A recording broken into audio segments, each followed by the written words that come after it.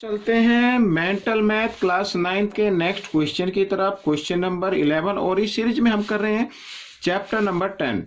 जी हाँ सर्कल। मैं हूं हरी सर और आप देख रहे हैं मेरा यूट्यूब चैनल चलो कदम बढ़ाए। जो बच्चे हिंदी मीडियम में पढ़ते हैं उनके लिए अलग से चैनल है जिसका नाम है maths with Hari sir.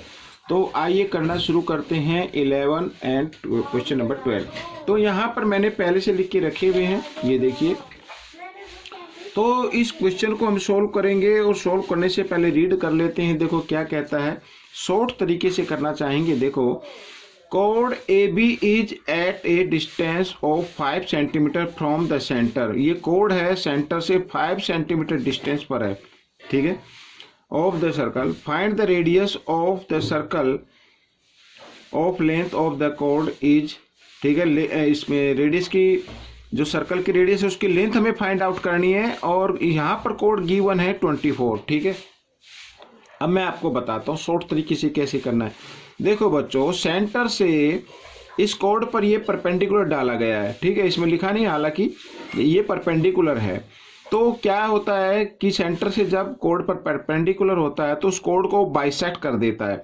Means A B अगर ये 24 है तो AP यहाँ पर 12 हो जाएगी और BP भी 12 हो जाएगी, ठीक है। ये 12 हो गई, ये 5 हो गई।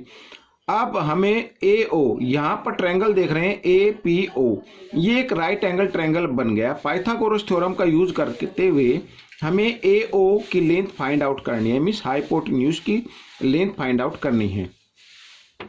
तो इसकी लेंथ होती है perpendicular square plus base square. तो यहाँ पर 12 है, 12 का स्क्वायर होता है 144 और ये 5 का होता है 25। जब 144 को 5 को ऐड करते हैं तो 169 आता है और 169 का स्क्वायर रूट होता है 13। तो AO 13 आ जाएगी। कैसे आएगी, आइए करना शुरू करते हैं। देखो बच्चों, यहाँ पर सबसे पहले हमें निकालनी है AP। तो AP की लेंथ होगी AB की हाफ, ठीक है, ये मैंने आपको बता ही दिया है। AB है 24, तो ये आ गई बच्चों 12 सेंटीमीटर हो गई। अब ये हाफ क्यों होगी, क्योंकि सेंटर से कोड पर अगर परपेंडिकुलर डाला जाए तो वो कोड को बाइसेक्ट कर देता है। मीन्स AP इक्वल BP या AP इक्वल AB की हाफ, ठीक है, ये आ गई।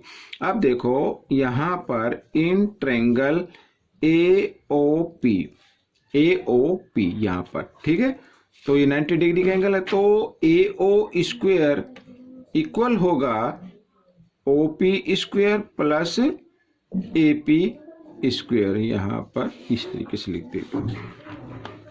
तो AO हमें फाइंड आउट करना है, तो इसे यूं कहीं लिखेंगे। OP है 5, तो 5 square plus 13 square, sorry 12 square, 12 आ गया, 12 है ना, AP 12 आ गई, ठीक है, ये रही। तो आइए मैं इसको लिख देता हूँ। 5 स्क्वायर 25 प्लस 144, 12 का स्क्वायर 144 होता है, और दोनों को ऐड कर देते हैं तो आता 169। इधर स्क्वायर है, इधर आकर स्क्वायर रूट हो गया। तो यहाँ पर AO आ गई बच्चों आपकी 13 सेंटीमीटर। ये आपका क्वेश्चन हो गया, ठीक है। अब हम जो क्वेश्चन करने वाले हैं क्वेश्चन नंबर 12 है। आइए इसको रख लेते हैं यहाँ पर। तो यहाँ पर बच्चों क्वेश्चन नंबर जब हम 12 करेंगे तो पहले इसको रीड कर लेते हैं। देखो यहाँ पर लिखा O is the centre of the circle with radius 5 centimetre, ठीक है, 5 सेंटीमीटर इसकी रेडियस है। अब यहाँ पर A को मैंने ज्वाइन किया है तो ये भी 5 होगी। सर्कल की सभी रेडियस क्या होती हैं, इक्वल होती हैं। तो OP perpendicular AB, OQ perpendicular CD, AB parallel CD, AB 8 centimetre यहाँ पर, और जो CD है कोड वो है 6 सेंटीमीटर। तो फाइंड PQ हमें फाइंड आउट करना है। तो सबसे पहले बच्चों देखो, तो सबसे पहले CQ फाइंड आउट कर लीजिए।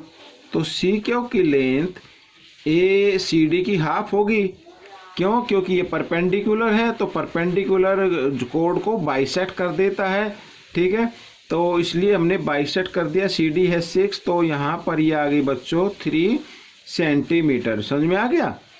CQ कितनी आ गई, 3 सेंटीमीटर। अब इसमें OQ निकाल लीजिए।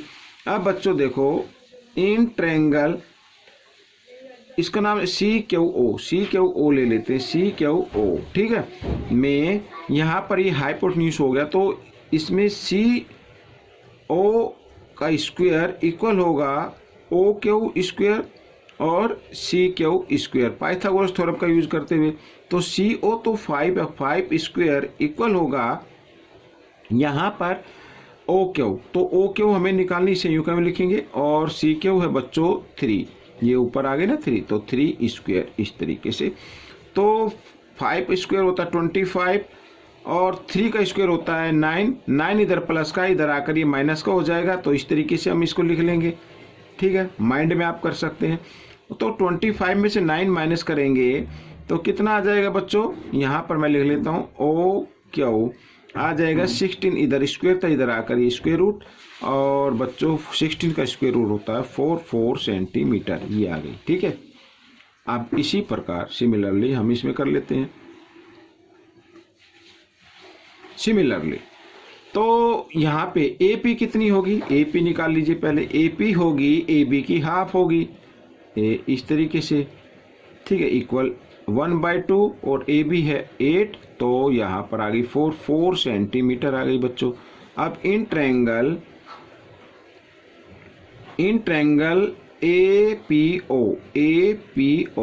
APO में AO स्क्वायर इक्वल होगा AP square plus AO square, sorry ये PO, यहाँ पर PO, ये P है बच्चों।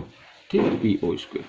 तो AO है 5 सेंटीमीटर, तो 5 स्क्वायर इक्वल AP आ गया 4 स्क्वायर, और यहाँ पर PO तो हमें फाइंड आउट करनी है।